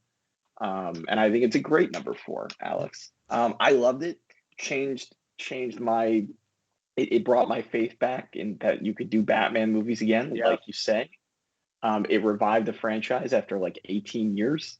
I remember because it came out like summer of 2005. So yeah, I was in my senior year of high school, and I was like, I'm accepted in college. I don't need to go to school. And I literally skipped school a day to go see this movie instead. So glad you said that. I didn't know this movie was coming out. So I didn't know this movie was coming out, and my wife and I are at the drive-through, and all of a sudden it starts. I'm like, what is this? Drive-through? Yeah, like wow, that's awesome. I was like, wait, what? Because we drive-through. She just said, like, wait a minute. Hey, do you want to go to the drive? I'm like, yeah, okay. No idea what was playing. Been to one. No idea what was playing. So we get there. I'm like, what is this? And I'm just enraptured for the entire movie because I had no idea it was out. B, no idea it was playing. Like, it's like I'm never gonna get that experience again because you always look up what's playing. I just happened to go. Right. We sat down. It played. I'm like, oh, this is awesome. She said that my face was just like a kid at Christmas or a kid. Oh my god! I bet, dude. This movie. The movie still holds up. Oh yeah, it does still hold up. It holds up very, very well. Mm-hmm. And you know what? This is what I'm going to say about it because I adore this movie. I absolutely adore this movie. I saw this movie 4 times in the cinema. I did too. And this movie has a lot of weight for me too because again, a lot of them are nostalgic because my dad. But like, I, as a full circle moment to Matthew, skipped school with my best friend to watch Batman Returns. I mean, not Batman Returns, Batman and Robin in 1996. Oh, that's unfortunate. I remember, just before I go and give my opinion on this movie, I remember looking at my buddy at the end of the movie going, man, I think we just made a screw up by leaving school early today. And he's like, yeah, I think we did. Yeah. So to hear that you skipped class to go to this, it was hilarious. But this movie for me, I adored this movie so much because I'm watching the people in the audience and it's losing them in places. For me, I'm enthralled. I'm like, oh, are we actually going to get Bruce Wayne and a full explanation once and for all on the screen? And the fact that he was so bold to give it to us over an hour long, I could have gone 2 to 3 hours more with Bruce Wayne. That's how much I loved the Bruce Wayne part of this movie. I loved the sit down. I love how everything mattered with, and I also knew that, what's his name with the Fu Manchu? I was like, that's not Ra's al Ghul. There's no way. This guy looks too much like Ra's al Ghul not to be Ra's al Ghul. He has to be Ra's al Ghul. He's perfect. And but when he said Ducard, I'm like, oh, all right, maybe they flipped it. But I also love this bat suit. It's my favorite of the Nolan bat suits. It's very simple. It's very rubbery, but it's one uniform piece and not a motorcyclist helmet and all that. So I love this thing with the longer ears. You just don't like your Batman to be able to turn their heads. And get migraines. Yeah. The other thing is I love the Tumbler. It made me like the Tumbler as a Batmobile. It made me accept the Tumbler. And I'm thinking in my head, he's flying on rooftops. Like, I mean, Cillian Murphy as the Scarecrow was awesome. I forget it. He's passed on now. He played Carmine Falcone. Tom Wilkinson. Yeah, he was good. He was really good. But John Turturro smoked it as Carmine Falcone. But I really love this movie. But I was chomping at the bit the whole time because I'm like, okay, we got to get Ra's al Ghul. And, this gave us by far the best introduction and the very best Alfred on screen still in Michael Caine. He is the best Alfred. Absolutely. And when he was like, what's the point of all them push-ups if you can't even lift a bloody log? Like, I mean, his sarcastic wit and everything was just amazing. He knocks the guy out. He's like, I hope you weren't a member of the fire brigade. Like everything he says in that movie is quotable. Yeah. But the Narrows, I never thought of Gotham split into sections like this before. It was always, you had a bad area, you had Arkham, and you had this. This brought apart the Narrows, which gave the Nolan verse its own identity. Like the Narrows are the people who are lost. but they're helplessly under the system and they're outside of the jurisdiction of the police who really don't care. This brought in the year one story with Detective Flask. He doesn't look like Flask from the year one novel, but he's Flask. And gave us Jim Gordon. And then, listen, this movie means so much more to me for what it doesn't give you than what it gives you. The few moments at the very tail end of the movie, the final scene, where he flips over the Joker card and Gordon goes, like you, he has a taste for the theatrics. And if you see the card, that's it. You may have never got another movie. We didn't know it was coming right away. And just that alone means more to me than, the sequel. Like, I love this movie so very, very, very much. It's unbelievable. It gave me hope that Batman was going to endure and was going to continue, and I wasn't wrong. So before we move on, the game for this was okay, but I think the video game for Batman Begins, if you didn't get that, you're not going to get Batman Arkham Asylum and the Rocksteady games. Okay. All right. Okay. It's a very, very similar style. It's just what it tried to do, Rocksteady made so much better. So perfect. Joe, you're number 4. I'm still going to go with The Dark Knight. I'm not going to refuse. I'm going to keep going with that as my guess until I'm right. We just spoke about my number 4. Are you fucking kidding me? Yeah, I told you. Your Batman Begins as well? Yeah, I told you my list was going to piss people off. Hey, it's not. I'm more annoyed that I'm not getting it right than anything else. Right, Matthew, I'm willing to guess that your number 4 would be fucking Batman Begins. I don't know. You were correct. Batman Begins is also my number 4. All right. That was an easy round. We're all on the Batman Begins train for number 4. All right. Do you want to take a stab at my number 5? Yeah. I'll give you a hint. It's probably going to annoy you. Yeah, I have a funny feeling. It's Batman Forever. I was going to say Batman Forever. No, it is not. It is Batman 66. Wow. Jeez. Okay. And the reason for this is, in my research, when I was rewatching everything, I was enraptured with this movie. It was camp. It was cheesy. I mean, some days you just can't get rid of a bomb. I was laughing. I was laughing my ass off the entire time. Am I supposed to laugh? This to me is the epitome of a funny comedy Batman movie. It was absolutely brilliant. I am astounded at how much I enjoyed the movie, and it's everything about it was just pitch perfect. It was pitch perfect for the time. The effects in no way hold up, and yet because they don't hold up, they work 60 years later.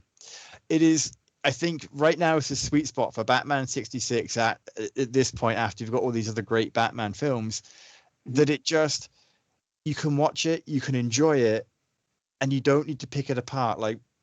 No. Right? It's popcorn fun, and yet it's so much fun. If you're picking it apart, you're missing the point. Exactly. You don't hate this movie for what it did. This movie was what it was supposed to be, and this was what we had before we had everything else we talked about on the list, because it came before everything else. It's 66. I love this movie. I'm a huge Frank Gorshin fan. I just freaking love him so much. He's my favorite part of the 66 whole. Well, him and Yvonne Craig are my 2 favorites. Burt Ward's cool, but he always annoyed me. I didn't tell him that in person, but I love Adam West.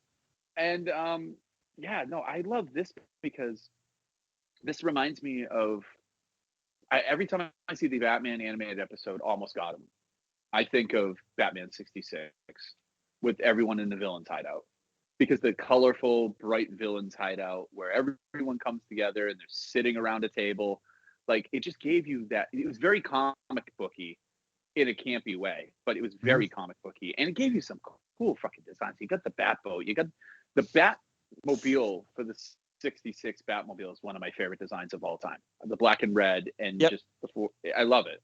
I have 2 Batmobile toys hanging on my wall. It is Batman 89 and Batman 66 Batmobiles. I love it, and then, have the mix of the animated Batmobile would probably be in there as my top 3. Like, they're just so iconic and great. And I love this movie. I have nothing bad to say about it. It just feels like it might not even belong on this list because of the tone. Agreed. But it does. Agreed. But I love it. Yeah. All right. So we lose What's Matthew? up? Oh, I thought we lost you. Okay. Yeah. Now, what number are we on? Because We're on number 5. Number 4. We're on number 5. Okay, so it's number Matthew's 5. turn for number 5. We got to guess yours. All right. What was your Wait, number? was 66 yours, Joe? Oh, no, 66 was not mine. I apologize. Okay, so we had 89 Batman Returns, Dark Knight Rises. My 4th was Begins. I'm still going to go with the guess. The Dark Knight. Yeah. Yeah, I'm going with the Dark Knight. Eventually, it's like Vegas. Eventually, the odds kick in. Eventually, eventually I'm going to get it right. Yeah. No, so I'll talk about my points on this. If the Batman is David Fincher, then this is Martin Scorsese on the screen for Batman. Sure. And I said this to my dad walking out of the theater. I was like, that was I said, Dad, that movie was fucking incredible. And he's like, it was so amazing, Joey. He's like, it didn't even feel like a Batman movie. And I said, it felt like a Scorsese movie that had Batman in it. And he's like, yeah, because we're diehard Scorsese fans. We love Casino and the Jersey trilogy and all that. Those are some of my all-time very favorite movies. Actually, as a matter of fact, Goodfellas is my all-time favorite movie. To clarify, is this the Dark Knight you're talking about? Yes. Okay. The Dark Knight. So, like, it was brighter than Batman Begins. We didn't focus on the Narrows. We saw a lot more of Gotham. We saw it in the daytime. We saw it in the nighttime. But it had a lot of, like, deep storytelling beats. Like, some of my favorite parts is the fake out with Gordon. Because I remember being genuinely pissed in the movie when Gary Oldman got supposedly killed. I was like, no, you got to be kidding me. We were just getting good with him. And then the fake out, I mean, I jumped out of my seat when he took off the mask and he's like, we got him. Like, that was amazing. One of my all-time favorite scenes is when Joker's in the high rise when they're doing the gala. And he's like, where is Harvey Dent? And he's like knocking on the guy's head, and he takes one bite of the shrimp, throws it away. He takes the champagne, throws it over his shoulder, doesn't even get it in his mouth. Like, it's just the manicness of the Joker. And then when Bruce shows up and he's like, he goes at him and he says, drop her, and no, let her go. He goes, poor choice of words. And like, there's so many good things. You have the what's it called? Lucius Fox and Bruce Wayne is my favorite part of the whole movie because I love their relationship. I just thought it was so well done. He goes from being a background character in the Batman comics, except for when he was first utilized in the 70s. He was very, very important. But like, other than that, he's always been. Yeah, I hadn't thought of Lucius Fox being also think of it this solid way. character too. Bruce is based in the city. That's true. His Bat Bunker is based in the city, like it was in the 70s when Dennis O'Neil and Neil Adams took him over. He was the hairy-chested love god Batman. They took him over. Bruce lived in a penthouse in the city. So there was so many things done right. Aaron Eckhart as Harvey Dent was absolutely brilliant. I will take a hot take here that I would have liked it that he never became Two-Face at all. Interesting. Reason for it is because it takes me out of Nolan's creation of a totally down-to-earth Batman, because Two-Face is basically a skeleton walking around, and you don't see that in everyday city. And I don't know. It just took me out of it. I mean, we've given thoughts on this one already, but I think when it comes to a skeleton walking around, you do see people with a hell of a lot of scars. Just usually they're not as brazen about it as Two-Face. So, but is that another reason why he couldn't last very long? Because that scarring would not have made it possible for him to walk around for a long time. But, exactly. So that's why he's only around for 2 hours outside the hospital before he dies. The last thing too, and because we've already discussed it, but this is my number 5. is I love the scene where it kept me guessing on where they were going to go with the franchise. I thought they might be heading in the Riddler direction with the accountant, and his name was Mr. Ease. And I was like, oh, like Mr. Ease. You know what I mean? But when Lucius Fox goes, wait a minute, you want to tell me that your boss is a man who you're going through his private stuff, and you want to say that he's a man who spends his nights jumping off rooftops, beating criminals brutally, and this is the guy you want to go against? Good luck. Like, I just so many good points. Yeah. It just doesn't beat Batman Begins for me, because I think, to use Alex's words, if you don't have Batman Begins, you don't get the Dark Knight. Yeah. And yeah, so that's where I'll leave it. Yeah, no, that's fair. Which would mean, I'm guessing, for Matthew's number 5. I don't remember I'm gonna guess the Dark Knight Rises for no real reason. Joe? I have an idea of who you don't like as Batman for sure.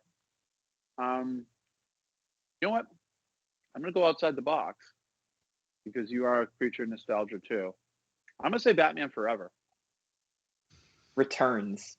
But Wow, close. Of course. Close. I should have went with Returns. All right. Do you want to guess my number 6, or do you want me to just reveal it? Because No, I want to guess. Okay, hit It it. only takes a few moments. That's true. That Batman is true. Forever. Batman No. Forever. Okay, damn. I'm gonna go. Oh God, give me your list so far. Shit. I know The what it is now. the Batman, Dark Knight, 89, Batman Begins, and Batman 66. I already know what it is now. Damn it. Oh, Dark Knight Rises. Yep. Nope. Oh, okay. I was wrong. Yeah, no, cool. it's Dark Knight Rises. So Joe, I'm gonna guess that your next one is Batman v Superman. Yes. Wow, wouldn't even let me guess. Thanks, Joe. Yeah. Sorry. I this is what it's like to be a guest on this podcast. Okay, sure. Sorry. I understand now. Just here to look cute and stand in the background. I get it. You do a It's great fine. job. Oh, I want you all listeners to know we don't do video on these. So that's why he thinks I look cute. But all right. So what do you think mine is then for number 6? God, I know it's not mine, because I can already tell that you despise Batfleck. I would say Dark Knight Rises. 6. I'm gonna say Batman Forever. I'm just gonna play it like Vegas. Dark Knight Rises. Damn it. Damn it. But are we gonna talk about our number 6? I mean, we already talked about Rises. Yeah, we've already talked about Rises. All right, so Batman v Superman we haven't talked about. Okay. And I'm dying to know Matthew's points on this. All right. Go ahead. All right. This is going to shock you more than my list. Ben Affleck is my second favorite Batman. I think that's fair. Like, Ben Affleck is a really good Batman. He's not. He has some great. There's some great scenes in this movie. Yeah. But I think overall, it's just, for me, that there's too much about it that I don't like. Right. So I'll say this, but it's funny because this is the movie that brought like you and I together very deeply in our love of Batman. So you have to see the extended cut. The theater version is crap. Even though people are going to go, it's not much difference. No, it is. It gives more motivations. But purely from a Batman standpoint, I loved it. It threw us right in. We didn't get a backstory. You got the opening 2-minute scene with what's her name? Who plays Maggie Green? Oh, Laura, yeah, Maggie Green and the guy who plays Negan. I can't remember the names today. But you got Jeffrey Dean Morgan. Jeffrey Dean Morgan, who's brilliant. So you got Bruce's parents killed on screen in the most visual way that they've ever been killed. I think it was operatic, like you said, Matthew. It was very symbolist based. But what I liked is this was my favorite Batman novel and my favorite Batman comic book is The Dark Knight Returns. Period. And this is The Dark Knight Returns Batman on screen. It is absolutely the Batman. You know, you got a Bruce that drinks wine, guzzles it like a fish because he just, hates his life. He's, he's very violent. He's I like the way he moves on screen. It was like a panther when he's first introduced. He's just like skulking in the shadows, and it's cinematography on this is just brilliant. And the warehouse scene alone is one of my all-time favorite scenes. I just rewatched that on YouTube because I just love that scene. It's like literally watching Batman Arkham City come to life. He's just beating the crap out of everybody.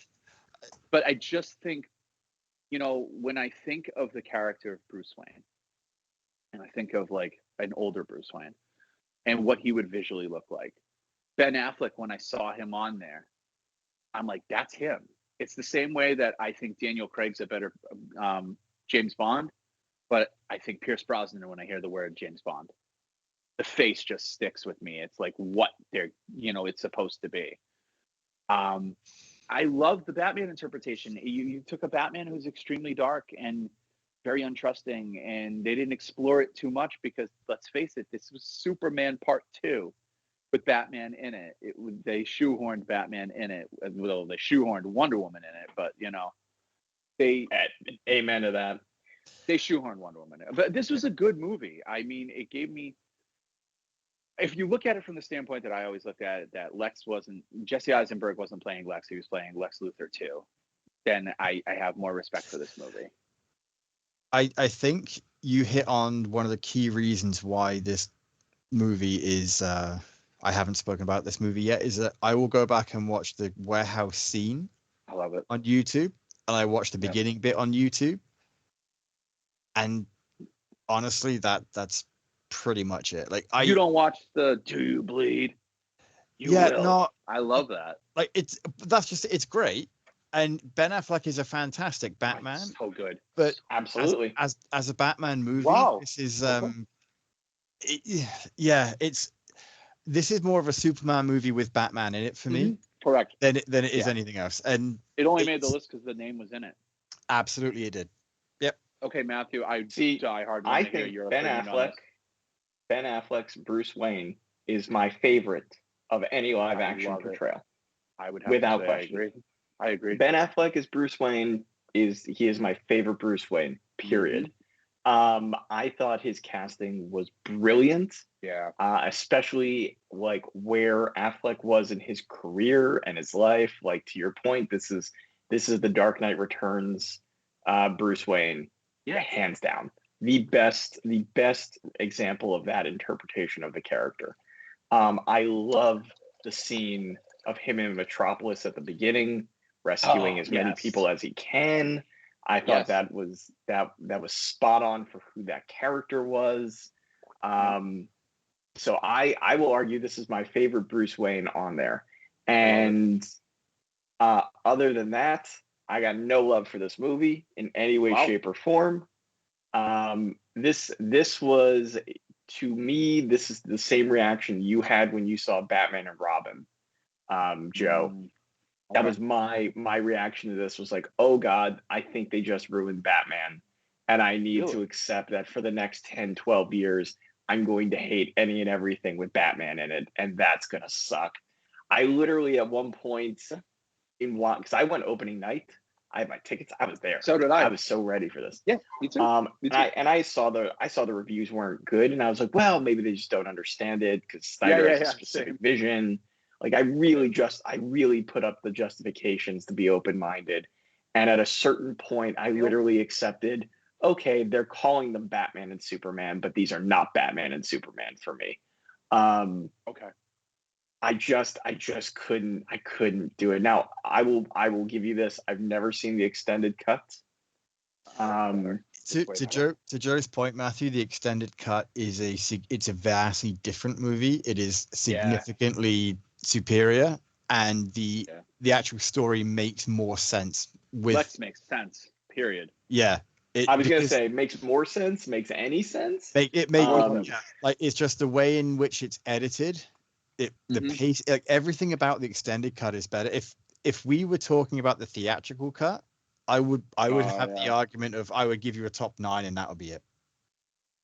Well, the extended cut is a significantly better movie. Understand. I'm only basing it on the theatrical cut. Yeah, I've never seen the extended cut.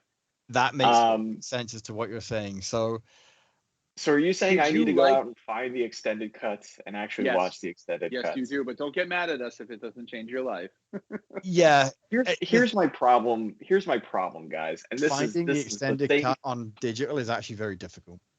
I'll bet. Here's my big worry here now, because they did this with me with the Snyder cut of Justice League, right? Oh, I love that. Okay. Continue.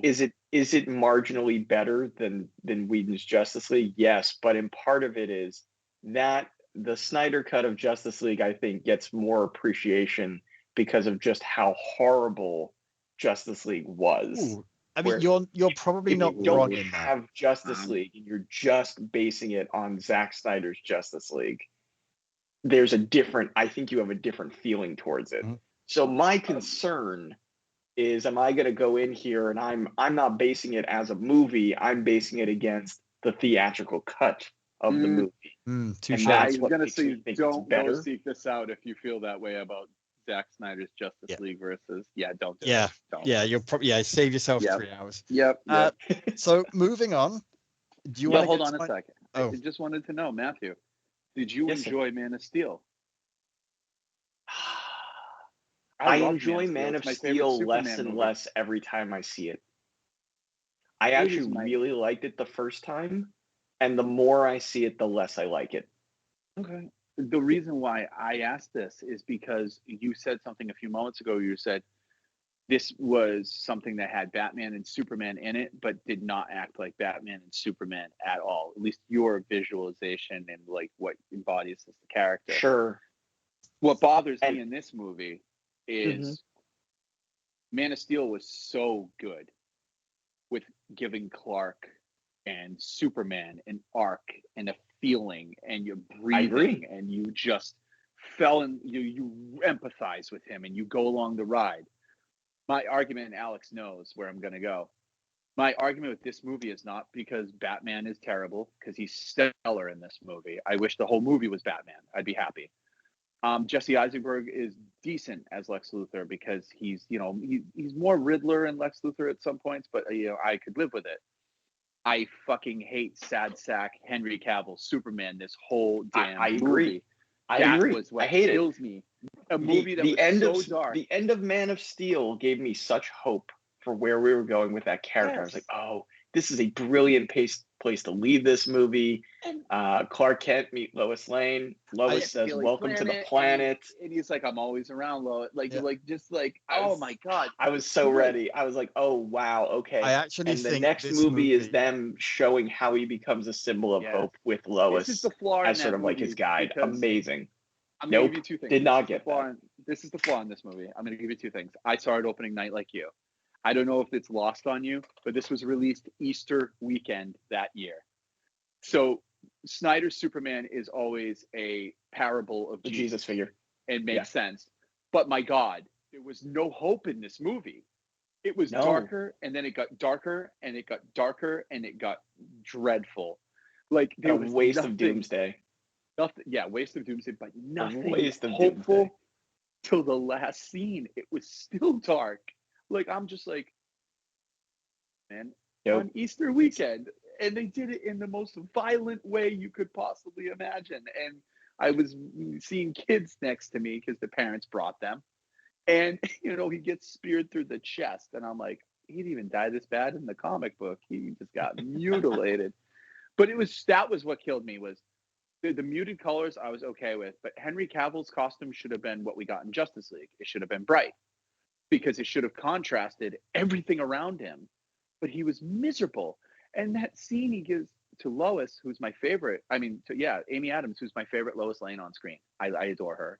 Period. She was a great choice for Lois Lane. I just love her so much as an actress anyway, but she was great. But when he shows up at her hotel, when he's like, nothing is for a reason. Like he's the one guy you're supposed to rely on, and the guy is so Eeyore down in the dumps. It's like that's the problem with the movie. To me, that is the absolute problem with the movie is Superman. The whole movie. Sorry, Alex. It's one of the big problems I have with it. I agree. I'm deliberately moving us on because I know that we're coming up. Let's go. Do you want to guess my number 7? Forever. Batman Forever.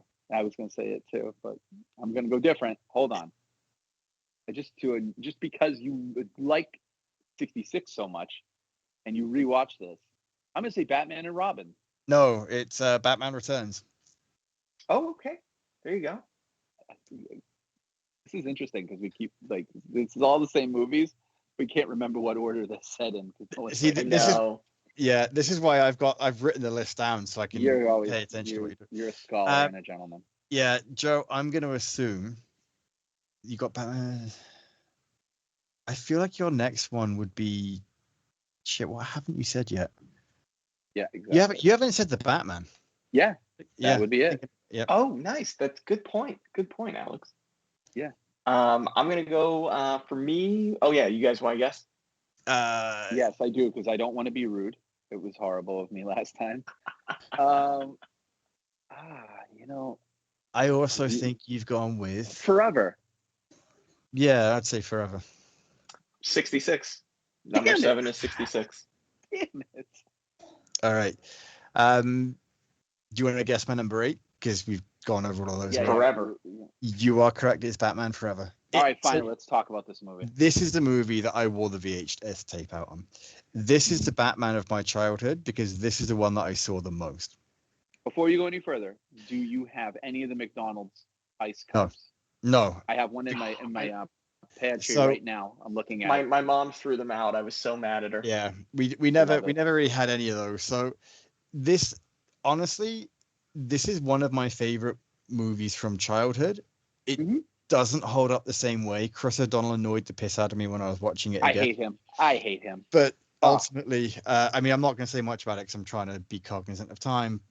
Well, no, let's talk about it. We didn't get to talk about it. No, honestly, I still enjoy it, but there's not a huge amount to talk about. Jim Carrey is great. I really enjoy Tommy Lee Jones.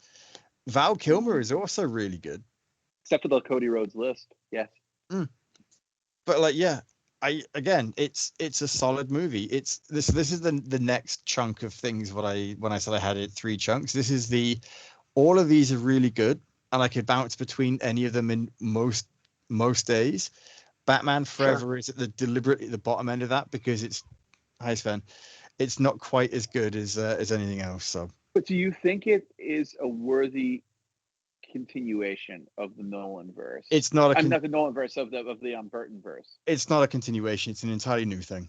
The only reason it's supposed to be, but there's no way. It's supposed to be, but it's not. It is a complete departure. It's a complete departure. Okay. The only reason it's any similar is because Michael Goff is in it. Like, yeah, it's true. It's the same costume. It's true. Yeah, realistically, Batman Forever and Batman and Robin have nothing to do with. No, Batman Robin doesn't. So. But no. Hey guys, I am so sorry. I have to run to the restroom real quick. Yeah, no worries. All right, thank you. We are gonna just side chat here, and I don't know if you want to put in like a Well, no, we'll just side chat. We can talk about Batman Forever, and he can come back and point on in. Yeah. This might be really funny, but I love the Batmobile design in this movie, even though it's so freaking wacky. I love it because, in the strangest of ways, I love it. It was designed by the guy who created the Xenomorphs, H.R. Geiger or whatever. I did know that. And I hate the Xenomorphs with a passion because I'm afraid of aliens. I love this movie, this Batmobile, for the reason that I hate aliens. It's created. And if you look at it with the lights and the fire and like the rib cage, H.R. Geiger designed it to look like a creature, like a bat that would breathe. It's a very organic looking car. But I hated Chris O'Donnell. I hated him so much when he's like, "Hey, chica, you want to go drive in my loca?" And like, so I forgot that I was like, this isn't Dick Grayson. This guy is a dumbass because Dick Grayson is so much more poised than this. And he just, I did not like him at all. I hated him calling Alfred Al. I hated everything about him. Tommy Lee Jones, I love, but not in this movie because he was too much like he was too. I was gonna say he wasn't playing Two-Face's Two-Face. He was playing it more as a Joker analogy. And for me that worked. So, but For every reason that I don't like Two-Face, I love Jim Carrey's Riddler even more. I just love.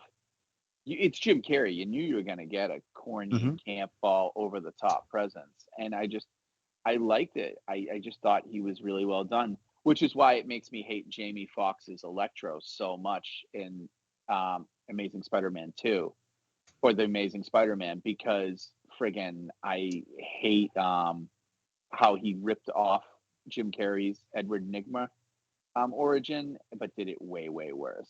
Yeah. Like, this was interesting. I love Chase Meridian. I thought she was cool. I like the idea of Batman having a therapist. I think is very ironic. He's one of these dark, reserved, reclusive guys, and he's trying to hide secrets all the time, but yet you go to the person you expel secrets to. So I thought that was always a good part, and I love Nicole Kidman, so that was cool. It just, the movie, I guess there's a story, right? I don't know. It's one of those things. It's not a bad movie. It's just not. It's just, for me, it's not as good as the other one, and it blends the campiness of Batman 66 with the more darker Batman 89, Batman Returns. Yeah, it toes the line. It toes the line, and it does it well enough that I don't hate the movie. That I still think it holds up almost. It almost holds up, but it definitely has moments where it doesn't quite. That and the flying Grayson's scene. Yeah, it's like he's supposed to be 10. He's like clearly in college. I mean, he doesn't fit the tights anymore. Yeah, I agree. Like, I think that having him as an older Robin makes sense. So. Yeah, there's a brilliant scene in that movie though, where Chase is behind her office door and he hears her like panting and grunting, like he thinks she's being attacked, and he bashes down the door with his shoulder, and he's just Bruce Wayne, and she looks at him and she's like, well, that means good. He's like, oh, hi, I'm Bruce Wayne. She's like, good. That means you can afford me a new door. Yep. Like, it's just stuff like that is good. I thought Val Kilmer was a very weak Bruce Wayne. I thought he was just like, if you cast him on the CW, he'd be your Bruce Wayne. Like, he was a good for TV Batman, Bruce Wayne, but he wasn't like a cinematic Batman, Bruce Wayne. The character of the Riddler carried that movie. It was very much a Riddler-based movie. However, gives us some of the coolest bat designs. I love the bat sonar suit. It makes no damn sense whatsoever, but I love a shiny Batman, and it looks awesome. So. That is fair. We can keep going. Yeah, is Matthew back? What number are we on? Are we on number 7 now? I'm back. I just didn't want to interrupt. Okay. No, I didn't want to cause an editing problem. That's very okay. Did you hear anything we were saying? Yeah, I heard everything. Okay. Anything to add to the Batman Forever discussion? I think this is the best. I think this was really a Batman aimed at kids. And I think that's like you, Alex. I watched this thing so much as a kid. I was about 9 years old or so when it came out. Like, it was the exact perfect moment in my childhood for this Batman movie to come out. I love, to echo what you were saying, I think this is some of the coolest designs for Batman ever in this movie. Definitely. The Batmobile, I don't love the Batmobile, but I understand the logic for what they did with the Batmobile. Did you hear that I said it was based off H.R. Geiger? I could not believe that. I did not realize that it was Geiger inspired. It makes total sense now. I'll go back and rewatch it and see it. And I thought Chase Meridian was a fantastic addition. And I only wish she could have come back more. She's appeared in the comics since, hasn't she? Yeah, they brought her in basically during, I think, that whole Bruce Wayne murderer arc. Right.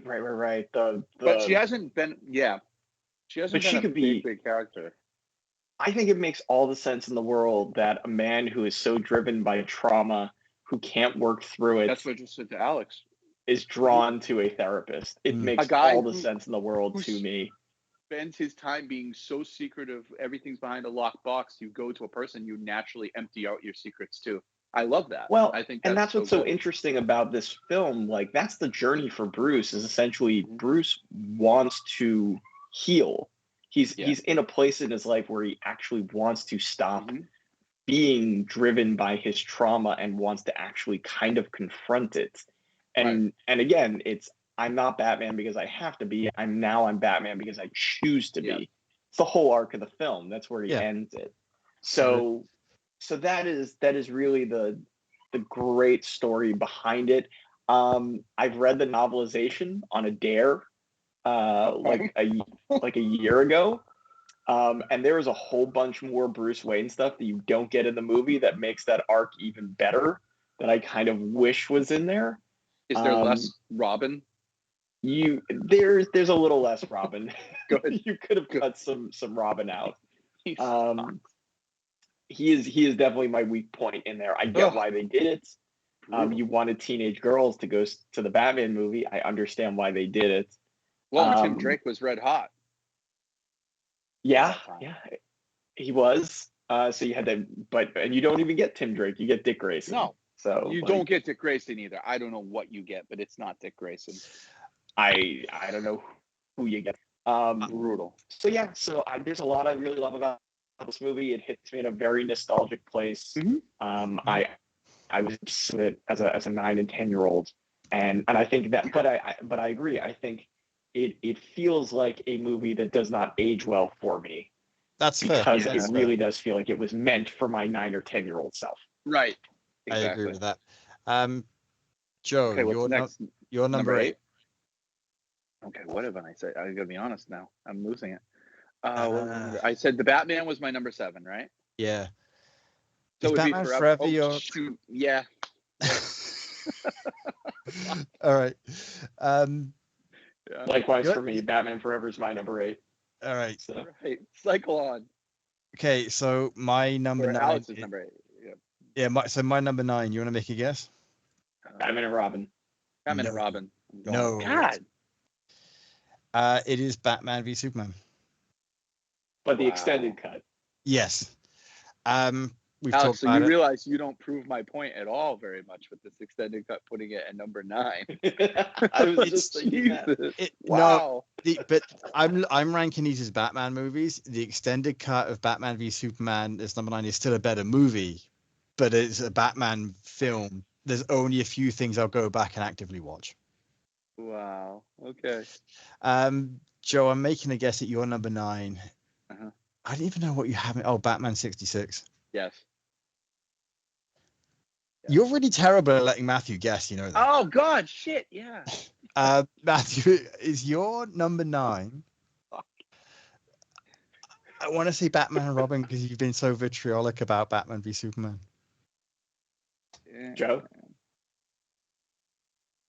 You've only got 2 choices. No, I'm gonna say Batman v Superman. I'm gonna say you don't hate it. Alex has it. Much. It is Son Batman of and Robin. Bitch. Yeah. No, I hate Batman v Superman that much. I loathe Batman v Superman. All right, let's discuss this movie. All right. We don't have a huge amount of time for this one. No. We're almost done. I know there's a whole lot to say about this one, guys. It's like Joel Schumacher thought it was a great idea to put the 66 movie back on in modern times. And he thought that's what he wanted. That's what he wanted to do. What I don't understand is yeah. You make Batman Forever because they're both the same director and they have completely different tones. Like completely different tones. I mean, I assume you've watched like the big long making of this film that they did for like the anniversary. Oh, it's great. So in I'm trying to remember when it was, but they did a 4 DVD disc set with all 4 movies. Or 99. I think it was 98, I think it was 98, but they did and on the back of each movie, they have like an hour-plus documentary of making each movie. Oh, I've seen this in the stores, but I never bought it. Yeah. And Schumacher is very much like, I really didn't try to kill Batman. I just had no time to develop this movie. And it was basically dictated to me by the merchandising arm of Warner Brothers. Makes sense. And you feel it. This is Batman by assembly line. For kids. Yeah. No, 100% like, is. It's like, okay, we need a new Batmobile, we need new Batsuits, we need a girl Batman, we need we need a new villain. We need different superpowers. We need, it's just like, okay, what's going to sell the kids? What's the toys that we can make off this? What's the Happy Meals we can sell? Like it is very much feels like a movie that was dictated to Joel Schumacher, who had absolutely no time. They went into production on this so fast after Forever. Yeah. There's not a lot of time between them. No, it's a souffle. It's a honestly, souffle that didn't rise. I have nothing really to say about the movie. I mean, at this point we know what it is. It's the last one on my list for a reason. It's the last on mine. Yeah. It is what it is. I have stuff to say. I want to say something about Alicia Silverstone in this. Love her. This poor woman. Because if one of the things you realize when you go back, and I've done some research on this film, she was mercilessly treated by the press for being too fat for the Batgirl suit. Are you serious? You can believe it. Yep. She was at press conferences for the film, on junkets for the film. Wow. Her weight was brought up. She had just done, Clueless was like 2 years before this, when she was like a kid. She was like 17, 18 or something in that film. And Paul Rudd still looks the same. She was body shamed on the press tour for Batman and Robin, which I think is absolutely deplorable, and nobody mentions when they talk about the toxicity. The toxicity around this film is really terrible, and I feel for it. I mean, look, Clooney, I like Clooney. Clooney could have been a good Batman, but he did not get the character in any way, shape, or form. I think the only one that's pulling her weight here is Uma Thurman, because Uma understood exactly what she was doing. Uma understood what movie she was in. She knew the assignment. She really knew the assignment. Absolutely, it's not my version of Mr. Freeze. Let's put it that way. I liked him. The tragic Mr. Freeze from the animated series is always going to be my version. It's always going to be mine. But I liked Arnold Schwarzenegger's look as Mr. Freeze. I like the look. I agree. He makes an amazing toy. I'll tell you that. I had that toy. It was a great toy. I used to have that. I used to have that Mr. Freeze fighting all my wrestling figures. Yeah. Oh yeah, that's a cool thing to do. Yeah. That's totally fair. I am going to deliberately bring us to a close at this point because we've hit nearly 2 hours, and I'm really hungry. Okay. Well, I just want to finish off the thoughts on this. Listen, this movie earns its place on the list, not just for how bad it is, but for all the good things it's brought us since.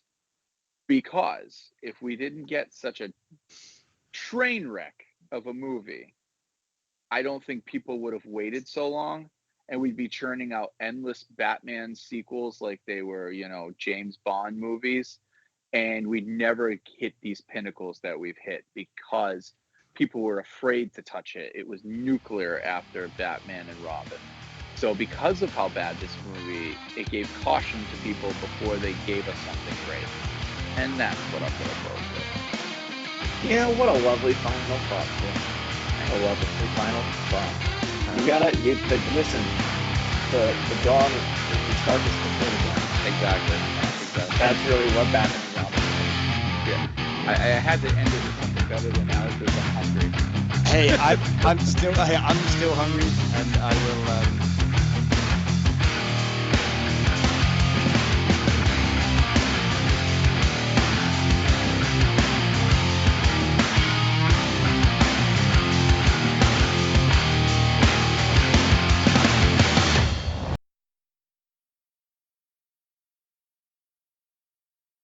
Hey, thanks for watching the previous video from Graphic Policy Television. Just by watching, you help support our site. Thank you so much. Now, if you're watching these videos, you probably care about geeky things like movies, television, comic books, toys, games, video games, you name it. You can go and subscribe right now to our YouTube channel to stay in touch and catch all the new videos, or check out our website at graphicpolicy.com. There's a nice link on this end of the video. But as always, thank you for watching. Keep on rocking and keep it geeky.